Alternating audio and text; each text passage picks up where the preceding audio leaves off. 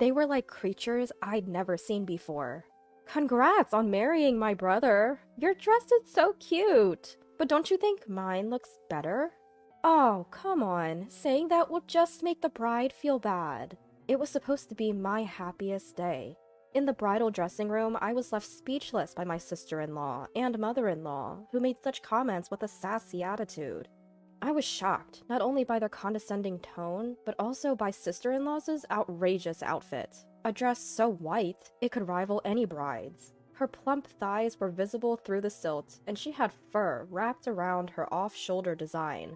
Mother-in-law gazed at her daughter with such affection. My husband, on the other hand, looked at his family with cold eyes. I never imagined I'd face such blatant harassment on my wedding day. It was too much to process. Looking back, it's no surprise sister-in-law's matchmaking ended in disaster, given how she acted, even at someone else's wedding. My name is Anaya. I was born in a coastal town and grew up in a typical household. When I went to a state university, I stayed with my maternal grandma, who lived nearby. Living with my beloved grandma, who had always doted on me, was my dream. Her well-maintained old house was a mix of Western and ethnic styles with a nostalgic atmosphere.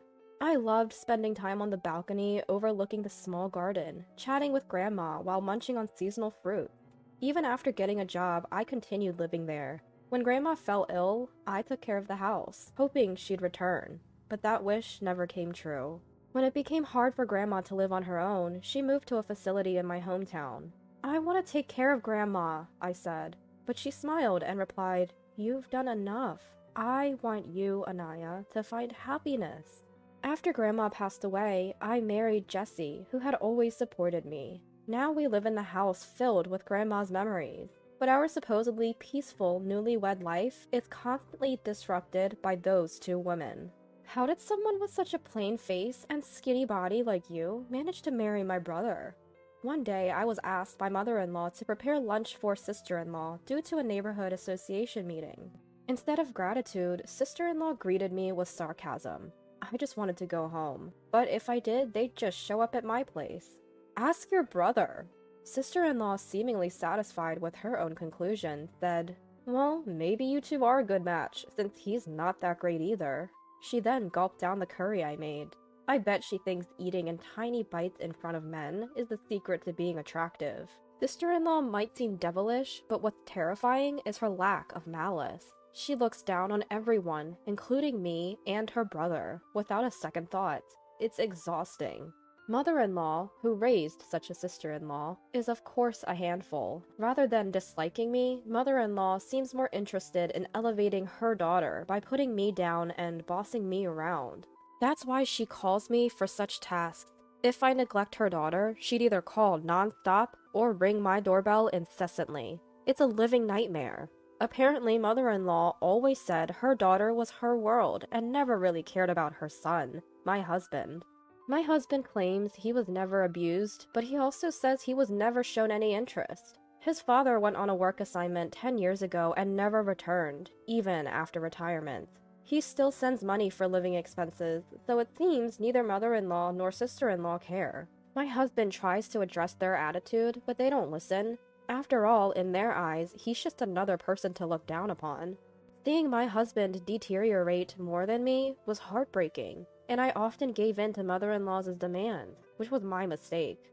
The two of them became increasingly unbearable, and we, as a couple, grew weary. We couldn't go on like this. Determined, my husband and I decided to hatch a plan. Just as our preparations were almost complete, mother-in-law and sister-in-law unexpectedly showed up at our house. It was a hot summer day. My husband was at work. Reluctantly, I greeted them. "Hello, sister-in-law. What brings you here?" "Just because. We're the cute sister-in-law and mother-in-law. Doesn't mean we need a reason to visit. You should fix that stingy attitude." "It's hot outside. Let us in. You're so inconsiderate." I really didn't want to let them into Grandma's precious house, but to avoid causing a scene, I reluctantly let them in. I served them coffee and some cookies I baked the day before. "What, no cake?" "I'm sorry, you came unexpectedly." "Well, it's okay. Your cooking is decent, even if it's a bit plain." "That's true. We'll give you that." Surprisingly, sister-in-law and mother-in-law complimented me. It felt more creepy than pleasant. The house is old, but spacious. It's passable. Passable? To me, this house is perfect. Actually, Elle is getting married. Mother-in-law dropped the bombshell out of the blue. Wait, this self-centered sister-in-law? I was momentarily shocked, but her getting married wasn't that surprising. She often bragged about her curvy body and her straightforward approach with men. It seemed to work on naive men, or those looking for fun. So, with the guy you had an affair with? I recalled a man she once mentioned. It wasn't an affair, we just met in the wrong order. It's true love. But no, not him. The one who approached you recently? I just noticed his intense gaze and approached him first. But no, not him either. Who, then? Elle met him at a speed dating event. He's a wealthy man's son. Mother-in-law proudly announced.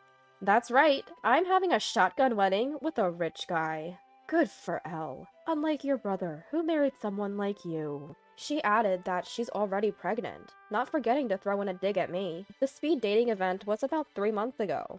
She probably charmed an unsuspecting man. I feel sorry for him and his family.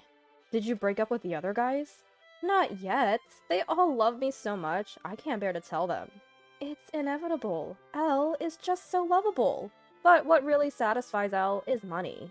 I had a hunch, but still, I wonder if the child is really from that wealthy man. We want to use this house for our pre-wedding family introduction. Their ulterior motive became clear. I was so repulsed that I blurted out my response. No way! They glared at me, and to avoid a scene, I quickly tried to smooth things over.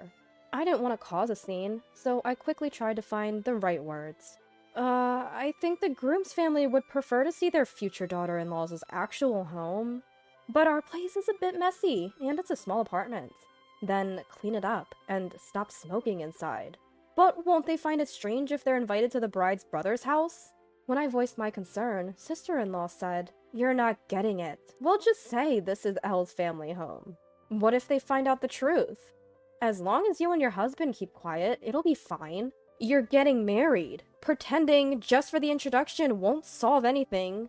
Once we're married, he's mine. Plus, I'm pregnant. It's not that simple. You're so sweet to worry. Why not just make this house truly belong to Mom and Dad? Sister-in-law's outrageous suggestions left me speechless. Oh, hell, what a great idea. This house is old, but we'll take it. This is my grandma's house. It's not just my decision. Don't you know? Once you're married, everything belongs to the husband's family. I've never heard of such a rule. Well, learn it now. What's yours is ours. So, next Sunday, we'll bring the fiancé and his family. Oh, and prepare a lavish and cute meal. Of course, we'll say Elle made it, and change the curtains to match Elle's taste. We're counting on you, sister-in-law. They left after imposing their desires and conveniences on me. All that remained was my seething anger and a pile of dirty dishes. I'm sorry. We won't let them use it. That night, my husband, after hearing the report, apologized with a heavy heart. Of course not, but even if we refuse, they'll just barge in. So, maybe we should move up our plan. I could tolerate the harassment directed at me, but I couldn't stand them disrespecting Grandma's house. We'll get back at them for all the bullying, so brace yourself. The next day, I made several phone calls. Despite the sudden change of plans, everyone was accommodating. I was truly grateful. Once everything was set, I called mother-in-law. Mother-in-law, I want to ensure Elle's wedding is a success. Can we have a bit more time? We're thinking of remodeling to make it suitable for the couple. Anaya, I misunderstood you. You are such a good person, but we have wedding preparations, so hurry up. I understand. We'll be ready in 3 weeks. Why don't you start looking for a wedding venue? You're so thoughtful, it's almost scary. But yes, we'll leave the introduction to you and focus on the wedding. Was this our first pleasant conversation? And probably our last. Those two fools won't suspect a thing. And they won't come to this house until the day. Alright, we're going to be busy from today. We had a tight deadline. We'd worked tirelessly, sacrificing sleep, but it was for our future. 3 weeks later, the day mother-in-law designated for the introduction arrived. My husband and I anxiously awaited her call. I could almost see mother-in-law's furious face as she dialed. At 10 a.m., my phone rang, displaying mother-in-law's name. I answered the call. Anaya? What have you done? Mother-in-law's hysterical voice pierced my ears. I thought you'd appreciate it. I prepared a perfect vacant land and meal for you and Elle. What have you done? She was probably hurling insults at me, but they weren't coherent. The place she took her fiancé's family to, claiming it was her home, was no longer Grandma's house. I had prepared a new home and meal for them, but it seems they weren't pleased. Mother-in-law's words were still incomprehensible. She probably wanted me to explain the situation to the other party. I'll do just that. I'm sorry if I upset you. Can you put me on speaker so the groom's mother can hear? I apologized to mother-in-law in the most submissive tone I could muster. The shouting stopped, and a refined voice of a woman came on. Are you Aaron's mother? It seems there's been a misunderstanding. Oh, not Aaron? My apologies. So, Aaron finally left his wife for Elle. Or is it Ivan? Phil. No. I listed all the men sister-in-law had been involved with. Anaya, stop it! With mother-in-law's loudest scream yet, the call ended. They were probably in the middle of a huge argument. Ugh, that felt good. Anaya? My husband, who had listened to the entire conversation, looked at me apologetically. I'm sorry for making you do that. I should have handled it. No, remember? I said I wanted to get back at them. One last time. For Grandma's cherished house? Come on, I've explained this. Grandma wanted me to be happy. I love that house, but you're more important to me than it. My mother, Grandma's heir, had planned to demolish the house, and it turned into vacant land. It wasn't earthquake resistant, and maintaining an old house is tough. I had insisting on living there because I loved it. But after marrying my husband and dealing with mother-in-law and sister-in-law, I changed my mind. I didn't want them to tarnish that house, but I didn't want to leave my husband either. So I wanted to say goodbye to Grandma's house, with fond memories. That's why I asked my husband to find a new job, and we prepared to move back to my hometown. We just sped up our plans.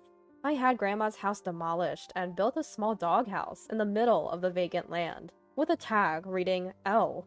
It was styled like a log cabin, which went slightly over our budget. I filled a small dish with the most expensive dog food from the pet store. Everything was ready.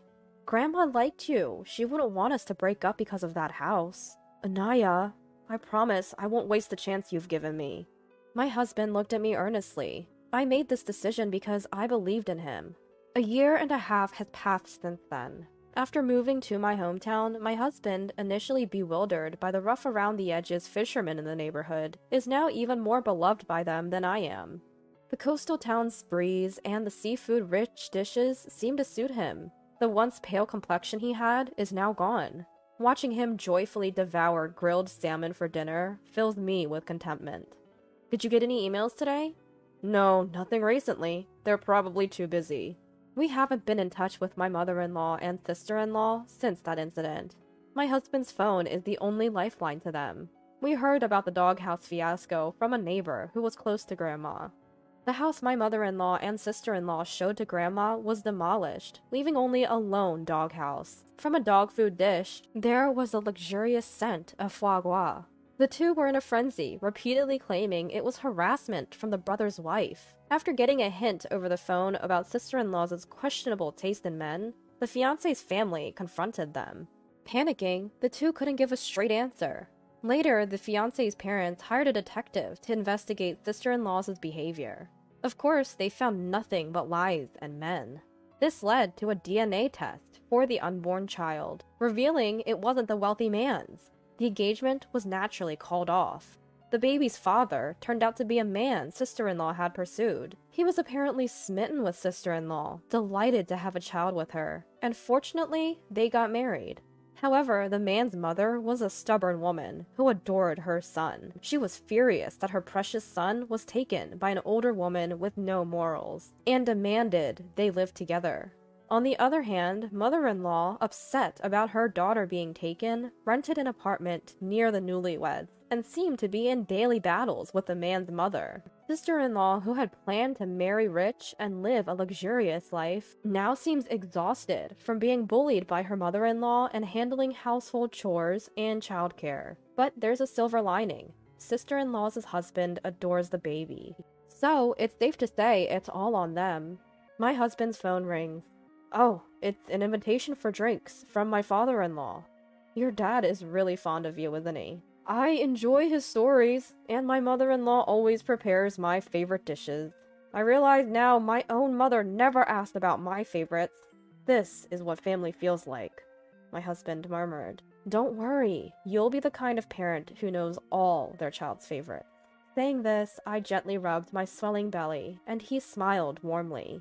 I feel like we can achieve that in this home. He gazed at the caramel-colored beam on the ceiling. It's a magnificent beam we got when we demolished Grandma's house, incorporated into our newly built home as a memento of beloved Grandma. It was my husband who suggested preserving the beam when all I could think of was tearing everything down. That's why I chose a future with him. Let's make this a wonderful home, as beautiful as Grandma's. Yes, absolutely. In the quiet coastal town where you can hear the waves stands our small house. This is where we'll build our happiness.